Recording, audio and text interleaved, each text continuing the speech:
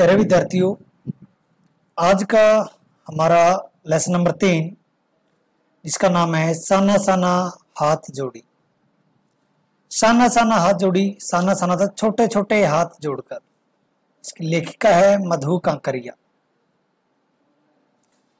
इस पाठ के अंदर बताया गया है कि एक छोटी लड़की जो अपने छोटे छोटे हाथों को जोड़कर प्रार्थना कर रही है कि जब लेखिका एक बार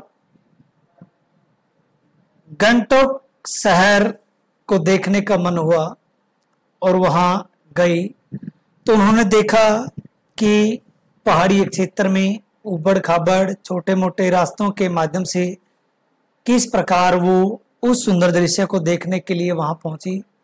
और रास्ते में कुछ पहाड़ी औरतें पत्थर तोड़ रही थी तथा कुछ खेतीबाड़ी से संबंधित कार्य कर रही थी। और वो महिलाएं काम के साथ साथ अपने जिम्मेवारी भी खूब निभा रही थी कि एक बहुत ही गरीब महिला पत्थर को तोड़ते हुए और अपनी कमर पर अपने बच्चे को बांधे हुई थी। अर्थात हम ये कह सकते हैं कि काम के साथ साथ वो महिला अपने मातृत्व के फर्ज को भी अदा कर रही थी। और उस दृश्य को देखकर मधु कांकरिया का मन पूरी तरह से झकझोर गया था। देखिए इस लेसन की शुरुआत। मैंने हैरान होकर देखा, आसमान जैसे उल्टा पड़ा था। अर्थात कि जैसे जैसे गाड़ी आगे बढ़ती गई और पहाड़ी क्षेत्रों में जाते जाते आसमान ऐसा दिखाई दे रहा था मानो आसमान बिल्कुल उल्ट गया हो। अर्थात कि समतल क्षेत्र की अपेक्षा जब हम उच्च क्षेत्रों में जाते हैं तो आसमान हमें बहुत ही नीचे की तरफ दिखाई देता है। और ऐसा ही लेखिका को नजर आया। सारे तारे बिखर कर नीचे टिमटिमा रहे थे।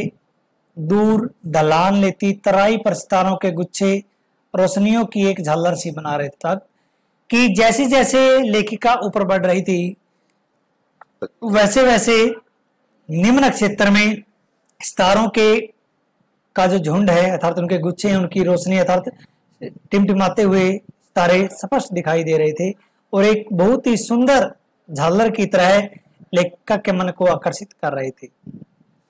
क्या था वह रात में जगमगाता गंगटोक शहर था। क्या था वह कि वह गंगटोक शहर था कि जो रात के समय इतना सुंदर दिखाई दे रहा था। इतिहास और वर्तमान के संधि स्थल पर खड़ा मेहनत का बादशाहों का वह एक शहर, ऐसा शहर था जिसका सब कुछ सुंदर था सुबह शाम रात। अर्थात कि गंगटोक शहर के सभी लोग बहुत ही मेहनती, कर्मठ और ईमानदार थे।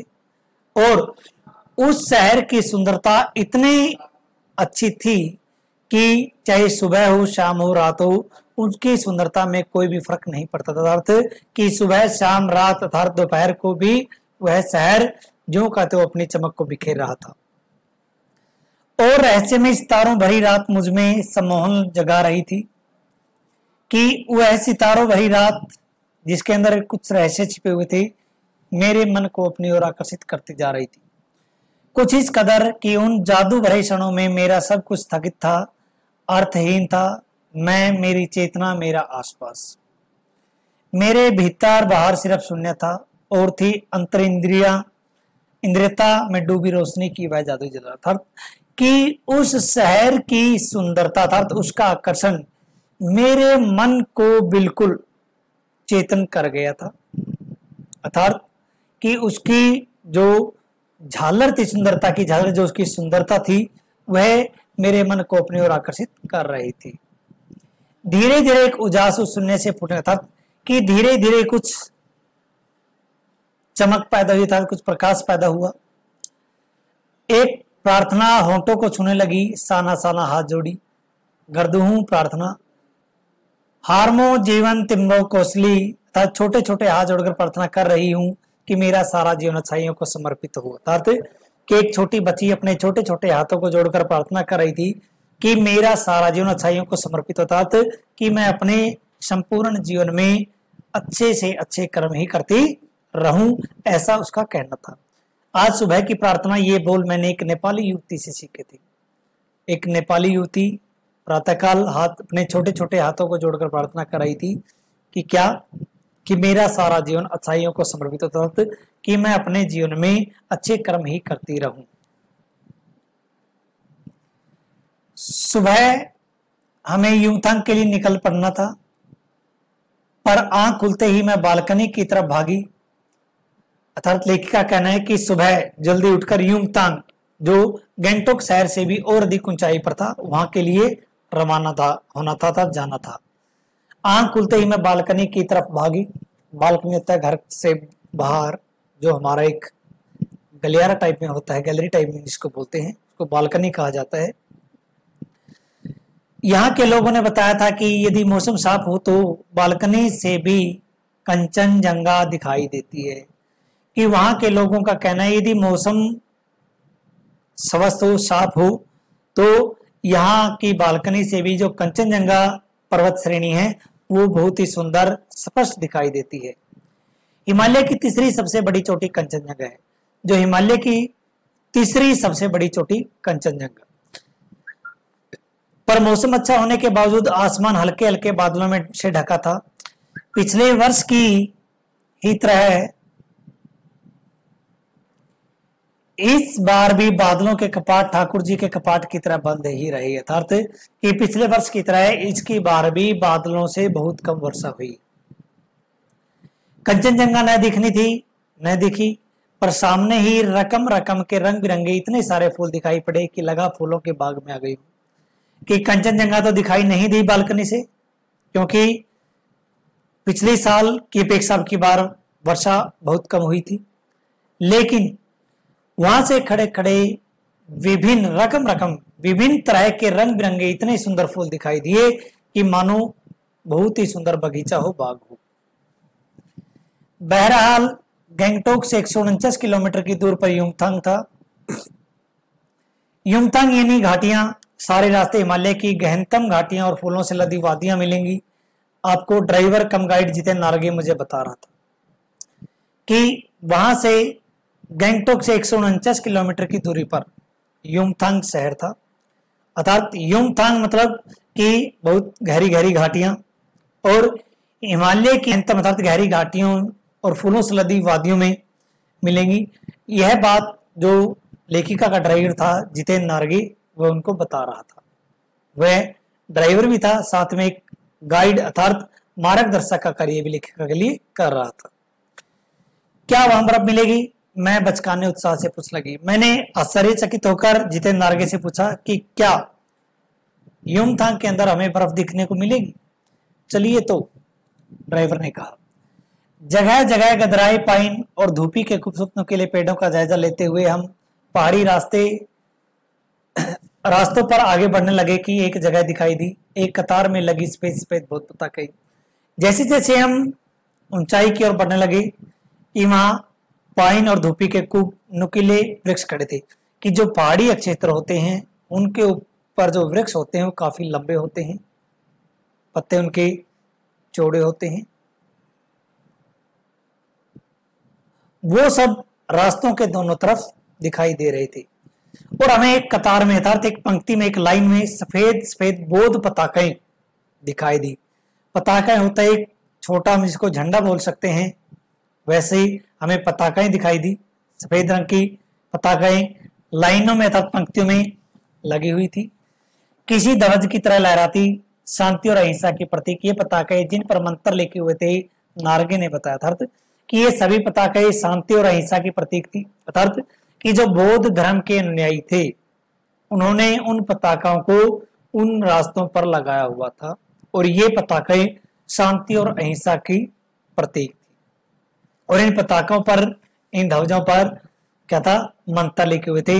नारगे ने बताया कि यहाँ बुद्ध की बड़ी मान्यता था। कि जो जितेंद्र नारगे था, जो लेखिका की गाड़ी का ड्राइवर अर्थात उनका मार्गदर्शक, उन्होंने बताया कि यहाँ जो बुद्ध की बहुत अधिक मान्यता है, अर्थात हम कह सकते हैं कि अब बौद्ध धर्म के अनुयायी अनुयायी अधिक मात्रा में, अधिक संख्या में पाए जाते हैं। जब भी किसी बुद्धिस्ट की मृत्यु होती है, अर्थात जब भी किसी बुद्ध धर्म के मानने वाले के, बौद्ध अनुयायी की मृत्यु हो जाती है, तो उसकी आत्मा की शांति के लिए शहर से दूर किसी भी पवित्र स्थान पर 108 श्वेत पताकाएं फहरा दी जाती हैं और इन्हें उतारा नहीं जाता। कि बुद्ध, जितेंद्र नार्गे ने लेखिका को बताया कि जब भी यहाँ किसी बुद्ध धर्म के अनुयायी की मृत्यु हो जाती है, तो उस व्यक्ति की आत्मा की शांति के लिए कि शहर से कुछ दूरी पर पवित्र स्थान पर 108 श्वेत पताकाएं फहराई जाती है और इन्हें कभी उतारा नहीं जाता।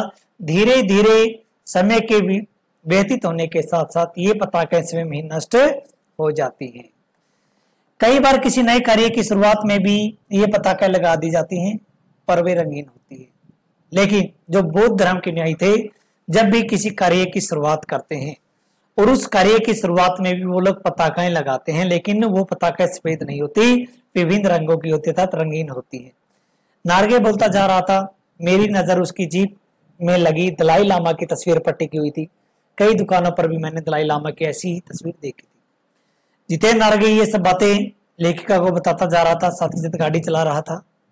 और जैसे ही लेखिका की नजर गाड़ी के बोनट के ऊपर पड़ी, तो वहां शीशे के पास दलाई लामा की तस्वीर लगी हुई थी और लेखिका ने कई बार दुकानों पर भी दलाई लामा की तस्वीर को अच्छी तरह देखा। तो हिचकोले खाती हमारी जीप थोड़ी और आगे बढ़ी। हिचकोले होता है कि जब रास्ता टूटा फूटा हो, उबड़ खाबड़ हो और जो गाड़ी है वो कभी ऊपर की तरफ कभी नीचे की तरफ झुकती है, तो उसको हिचकोले कहा जाता है।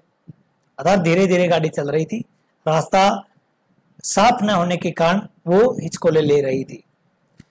अपनी लुभावनी हंसी बिखेरते हुए जितेंद्र बताने लगा, इस जगह का नाम है कवि लॉन्गस्टॉक। जितेंद्र नार्गे ने बताया कि जगह का नाम क्या है, कवि लॉन्गस्टॉक। यहाँ गाइड फिल्म की शूटिंग हुई थी। तो उन्होंने यहाँ भी बताया था कि यहाँ कभी गाइड फिल्म की शूटिंग हुई थी। तिब्बत के चीस बे बांस ने लेप्चाओं के सोमेन से कुंजतेक के साथ संदीप उत्तर पर यहीं पर हस्ताक्षर की थी। तब कि जब तिब्बत के चीस बे से के सोमेन ने एक संधि पत्थर पर यहाँ हस्ताक्षर की थी और यह एक पत्थर यहाँ स्मारक के रूप में भी है, अर्थात एक याद के रूप में भी इस पर एक यहाँ पत्थर लगा हुआ है। लेप्चा और भूटिया सिक्किम की इन दोनों स्थानीय जातियों के बीच चले सुदीर्घ झगड़ों के बाद शांति वार्ता की शुरुआत स्थल है। अर्थात कि वहां की जो जातियां थी लेप्चा और भूटिया सिक्किम के अंदर, वहां दोनों जातियों में आपसी झगड़े होते रहते थे और उन दोनों के बीच जो शांति वार्ता हुई थी, उस शांति वार्ता को एक पत्थर पर लिखकर उस पत्थर को स्मारक के रूप में यहाँ पर लगाया हुआ है। इन्हीं रास्तों पर मैंने देखा एक कुटिया के भीतर घूमता चक्कर, यह क्या? और जैसे जैसे गाड़ी आगे बढ़ रही थी, उन्हीं रास्तों पर एक कुटिया के अंदर, एक झोपड़ी के अंदर एक चक्कर घूम रहा था। लेखिका ने नार्गे से पूछा कि यह क्या है? नार्गे कहने लगा, मैडम यह धर्म चक्कर है, प्रेयर व्हील। अर्थात मैडम ने बताया कि यह क्या है, बौद्ध धर्म के मानने वालों ने एक चक्कर लगाया हुआ है, इसको प्रेयर व्हील कहते थे, प्रार्थना चक्कर भी इसको बोला जाता है। इसको घुमाने से सारे पाप धुल जाते हैं और यह भी बताया कि इसको यदि कोई एक बार घुमा ले और जीवन में जो किए हुए पाप है वो स्वयं ही साफ हो जाते हैं, नष्ट हो जाते हैं, धुल जाते हैं। क्या?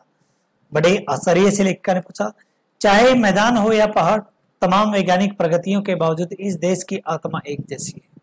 लेखिका ने कहा कि चाहे मैदानी क्षेत्र के लोग हों, चाहे पहाड़ी क्षेत्र के लोग हों, चाहे यहाँ के वैज्ञानिक हो, लेकिन इस देश के लोगों की आत्मा एक समान है। अर्थात वो अपने धर्म के प्रति पूरी निष्ठा बनाए हुए हैं। लोगों की आस्थाएं, विश्वास, अंधविश्वास, पाप पुण्य की अवधारणाएं और कल्पनाएं एक जैसी है। अर्थात यहाँ सभी लोगों की जो आस्थाएं हैं, विश्वास, अंधविश्वास, पाप पुण्य की जो अवधारणाएं हैं, एक समान है। रफ्ता रफ्ता अर्थात धीरे धीरे हम ऊंचाई की ओर बढ़ने लगे। बाजार, लोग और बस्तियां पीछे छूटने लगे। अब परिदृश्य से चलते चलते स्वेटर बुनती नेपाली युवतियां और पीठ पर भरे भारी भरकम कार्टून ढोते बोने से दिखते बहादुर नेपाली ओझल हो रहे थे। अर्थात कि जैसे धीरे धीरे गाड़ी आगे बढ़ी, बाजार, वहां की बस्तियां, लोग पीछे छूटने लगे और रास्ते में स्वेटर बुनती कुछ नेपाली युवतियां और पीठ पर भारी भरकम कार्टून अर्थात भारी भरकम सामान उनकी कमर पर बंधा हुआ बोनने से तक कुछ नाट्य करके छोटे कद के वो दिखाई देने लगे। बहादुर नेपाली ओझल हो रहे थे, जो बहादुर थे नेपाली थे, वो वहां से कम दिखाई दे रहे थे, धीरे धीरे वहां से लुप्त होते दिखाई दे रहे थे। क्यों? क्योंकि गाड़ी आगे बढ़ती जा रही थी और पीछे छूटते जा रहे थे। अब नीचे देखने पर घाटियों में ताश के घरों की तरह पेड़ पौधों के बीच छोटे छोटे घर दिखाई दे रहे थे और जैसे जैसे गाड़ी पहाड़ी क्षेत्रों में आगे बढ़ रही थी, जो तलहटी में बसे हुए मकान थे वो कदे ताश की तरह छोटे छोटे दिखाई देने लगे। हिमालय भी इन छोटी छोटी पहाड़ियों के रूप में वही नहीं वर्ण अपने विराट रूप और वैभव के साथ सामने आने वाला था और जैसे जैसे आगे बढ़ रहे थे वैसे वैसे जो हिमालय है की पर्वत श्रेणियां हैं वो हमें और भी अधिक विशाल अर्थात विराट बहुत बड़े रूप में दिखाई देने लगी थी। न जाने कितने दर्शकों, यात्रियों और तीर्थानियों का काम्य हिमालय, पल पल परिवर्तित हिमालय, अर्थात कि जो हिमालय का दृश्य पल पल बदल रहा था। यहाँ कितने दर्शक आते हैं, कितने यात्री आते हैं और कितने लोग इसकी तीर्थ की यात्रा करने के लिए आते हैं। कितना पवित्र यह है हिमालय। देखते देखते रास्ते वीरान, संकरे और जलेबी की तरह घुमावदार होने लगे कि देखते देखते रास्ते इतने संकीर्ण हो गए, इतने छोटे होते जा रहे थे और जलेबी की तरह घूमते जा रहे थे, क्योंकि छोटे छोटे रास्ते थे और उन रास्तों में मोड़ बहुत अधिक थे,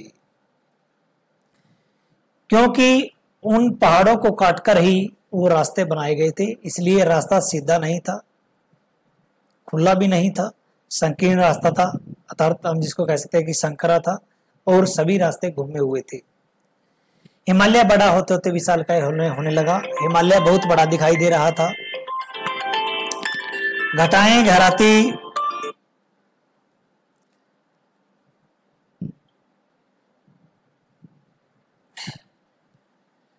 गहराती गहराती पाताल नापने लगी, वादियां चौड़ी होने लगी।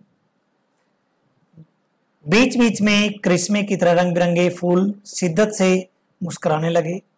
उन भीमकाय पर्वतों के बीच और घाटियों के ऊपर बने संकरे कच्चे पक्के रास्तों से गुजरते यूं लग रहा था जैसे हम किसी सघन हरियाली वाली गुफाओं के बीच से हिचकोले खाते जा रहे हैं।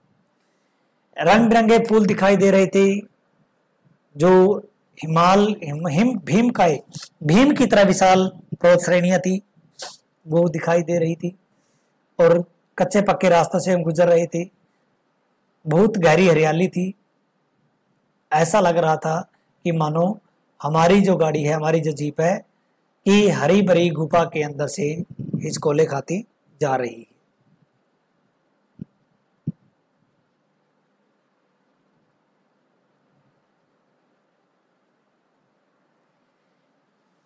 इस बिखरी असीम सुंदरता का मन पर यह प्रभाव पड़ा कि सभी सैलानी झूम झूम कर गाने लगे, सुहाना सफर और ये मौसम हंसी। इस सुंदर दृश्य का मन पर इतना गहरा प्रभाव पड़ा कि जो सभी सैलानी थे, सभी जो यात्री थे, झूम झूम कर गाने लगे थे कि सुहाना सफर और ये मौसम हंसी। ये एक गाना है और गाने की कुछ पंक्तियां वो गा रहे थे। पर मैं मौन थी, लेके गाती, पर मैं चुपचाप थी, शांत थी और इस सुंदरता को अच्छी तरह से निहार रही थी, इसका खूब आनंद उठा रही थी। किसी ऋषि की तरह शांत थी। मैं चाहती थी कि सारे परिदृश्य को अपने भीतर भर लूं। लेखिका शांत होकर चुपचाप उस सुंदर दृश्य को अपने मन के अंदर संजोए रखना चाहती थी। उस दृश्य को, उस यात्रा को एक यादगार यात्रा के रूप में बनाना चाहती थी। पर मेरे भीतर कुछ बूंद बूंद पिघलने लगा था। जीप की खिड़की से मुंडकी निकाल निकाल कर मैं कभी आसमान को छूते पर्वतों के शिखर देखती, तो कभी ऊपर से दूध की धार की तरह झरझर गिरते जल प्रपातों को। कि जीप की खिड़की से गर्दन बार बार, मुंड के तक गर्दन बार बार निकालकर मैं इस आसमान की सुंदरता को देख रही थी और पर्वतों के चमकते हुए इस श्रेणियों को, शिखरों को, जो ऊपर से दूध के धार की तरह दिखाई दे रहे थे, और नीचे गिरने वाले जो पानी के झरने थे, जलप्रपात थे, उनको अच्छी तरह निहार रही थी। कभी नीचे चिकने चिकने गुलाबी पत्थरों के बीच इठला इठला कर बहती चांदी की तरह कौंद मारती बनी ठनी तीस्ता नदी को, और कभी पहाड़ों के ऊपर से बहती हुई पानी को, अर्थात वह तीस्ता नदी थी कि जो पहाड़ों से टकराते हुए नीचे की तरफ बह रही थी। सिलीगुड़ी से ही हमारे साथ थी यह तीस्ता नदी, जो सिलीगुड़ी पहाड़ी का रास्ता है कि उनके साथ साथ, उसके साथ साथ तीस्ता नदी बह रही थी, और उन्हीं रास्ते से जो लेखिका थी वो युमतांग की तरफ आगे बढ़ रही थी। पर यहाँ उसका सौंदर्य प्रकाष्ठा पड़ता, पर यहाँ उसकी जो सुंदरता थी, तीस्ता नदी की सुंदरता थी, वो बहुत ही सुंदर थी। इतनी खूबसूरत नदी मैंने पहली बार देखी थी। मैं रोमांचित थी, पुलकित थी, चिड़िया के पंखों की तरह हल्की थी। अर्थ कि लेखिका ने कहा कि इतने सुंदर दृश्य को आज से पहले मैंने कभी नहीं देखा था, और मैं उस सुंदर दृश्य का मन की खुशी के साथ पूरा आनंद उठा रही थी। अर्थ मेरा रोम रोम खिला हुआ था। मेरे नागपति मेरे विशाल, मेरे नागपति मेरे विशाल, ये पंक्ति लेखिका ने हिमालय पर्वत के लिए ही प्रस्तुत की है। मैंने हिमालय को सलामी देनी चाहिए कि तभी जीप एक जगह रुकी। महान हिमालय को देखकर लेखिका ने सलामी ठोकी और जीप अचानक एक जगह रुक गई। खूब ऊंचाई से पूरे वेग के साथ ऊपर शिखरों के भी शिखर से गिरता फैन उगलता झरना, अर्थ ऊंचाई से गिरता हुआ जो झरना है वो दिखाई दे रहा था। तो कि जब ऊंचाई से पानी गिरता है तो झाग उत्पन्न होती है, और झाग बहुत अधिक चमकते हैं। तो लेखिका ने उस पानी के गिरने से जो झाग बने हुए थे उनको अच्छी तरह निहारा। इसका नाम था सेवन सिस्टर्स वाटरफॉल। क्या था? सेवन सिस्टर वाटरफॉल, अर्थात सेवन सिस्टर नाम का एक झरना था। फ्लैश चमकने लगे, अर्थात जो लोग अपने साथ कैमरे लेकर गए हुए थे उन कैमरों के अंदर उस तस्वीर को कैद कर रहे थे। सभी सैलानी इन खूबसूरत लम्हों की रंगत को कैमरे में कैद करने में मशगूल थे, अर्थात सभी जो यात्री थे वो व्यस्त थे कि सेवन सिस्टर्स वाटरफॉल की सुंदरता को अपने अपने कैमरों के अंदर कैद कर रहे थे, तो उनकी तस्वीरें खींच रहे थे। आदिम युग की किसी अभिशप्त राजकुमारी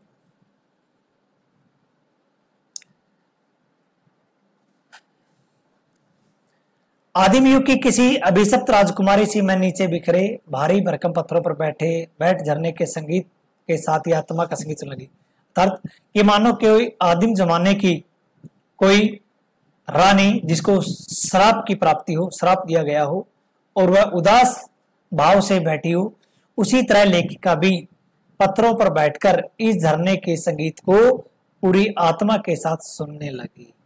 अर्थात बिल्कुल शांत भाव से, मौन धारण किए हुए इस झरने से जो संगीत उत्पन्न हो रहा था उसको अच्छी तरह सुन रही थी। थोड़ी देर बाद ही बहती जलधारा में पांव डुबोया तो भीतर तक भीग गई। मन काव्य में हो उठा, सत्य और सौंदर्य को छूने लगा। लेकिन कुछ ही देर बाद लेखिका ने उस जलधारा में अपने पांव को डुबोया, और पांव को उस झरने के पानी में भिगोने से लेखिका का मन और भी अधिक काव्यमय हो गया, पवित्र हो गया, आनंदित हो गया, सत्य और सौंदर्य को छूने लगा। अर्थात उन्होंने इस पहाड़ों की सुंदरता को और सत्यता को उसके मन को छू गया। जीवन की अनंतता का प्रतीक वह झरना, उन अद्भुत अनूठे क्षणों में मुझमें जीवन की शक्ति का एहसास हो रहा था। इस कदर प्रतीत हुआ कि जैसे मैं स्वयं भी देश और काल की सरहदों से दूर बहती धारा बन बहने लगी होता। कि मुझे यह दृश्य इस प्रकार दिखाई दे रहा था, जैसा प्रतीत होता था कि मानो मैं स्वयं भी देश और काल की सरहदों के तहत, कि जो हमारे देश की सीमाएं हैं एक दूसरे देश की सीमाओं से लगती हैं, उससे दूर बहती धारा बहने लगी हूं। अर्थात कि जो एक देश और दूसरे देश के बीच में जो बंटवारे की सीमा होती है, उन सीमाओं को भुलाकर वहां की सुंदरता का आनंद अपने मन में संजोने लगी। भीतर की सारी तामसिकताएं और दुष्ट वासनाएं इस निर्मल धारा में बह गई। अर्थ कि जो मेरे मन के अंदर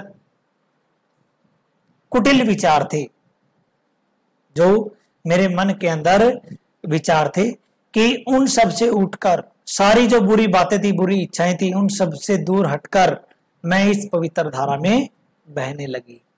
मन हुआ कि अनंत समय तक ऐसे ही बहती रहूं, सुनती रहूं इस झरने की पुकार को, और मेरा मन इतना उस सुंदरता में रम गया कि मानो अनंत समय तक मैं इस सुंदरता का आनंद उठाती रहूं और इस झरने के संगीत को सुनती रहूं।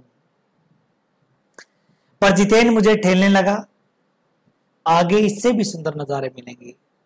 लेकिन जब मैं अपने आप में खोई हुई थी और इस प्रकृति के इस सुंदर नजारे को अपने मन में संजो रही थी, तो अचानक जो मेरा ड्राइवर था जितेन नारगी और मार्गदर्शक भी था, उन्होंने मुझे एकदम ठेला था झकझोरा। उन्होंने कहा कि मैडम आगे इससे भी सुंदर नजारे मिलेंगे, इससे भी सुंदर दृश्य आपको दिखाई देंगे।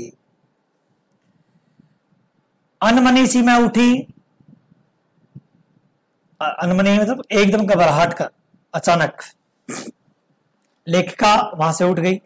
थोड़ी देर बाद ही फिर वही नजारे आंखों और आत्मा को सुख देने वाले, कहीं चटक हरे रंग का मोटा कालीन ओढ़े, तो कहीं हल्का पीलापन लिए, तो कहीं पलस्तर उखड़ी दीवार की तरह पथरीला, और देखते ही देखते परिदृश्य से सब छू मंतर, जैसे किसी ने जादू की छड़ी घुमा दी हो।